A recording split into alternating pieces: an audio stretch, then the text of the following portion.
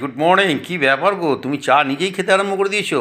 আমি তোমাকে 2-3 বার পড়ার ঘর থেকে ডেকেছি। হ্যাঁ। তারপরে তুমি অনেকক্ষণ পর বেরোলে, তাই আমি খেতে শুরু করে দিয়েছি। কারণ ঠান্ডা চা আমার খেতে ভালো লাগে না। ও, আই সি। ঠান্ডা চা ভালো লাগে না। ও,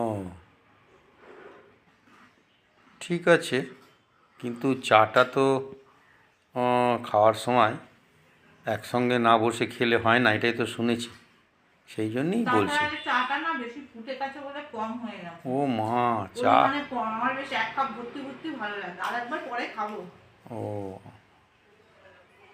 ঠিক আছে, চা খাও। কালকে দিনটা তো ভালোই কাটিয়েছো যতদূর মনে হয়। হ্যাঁ, কোথায় নিয়ে গিয়েছিলে তুমি আমাকে? আমাকে নিয়ে যাওয়ার কি কি একটা সারা জীবন কি একই চলে?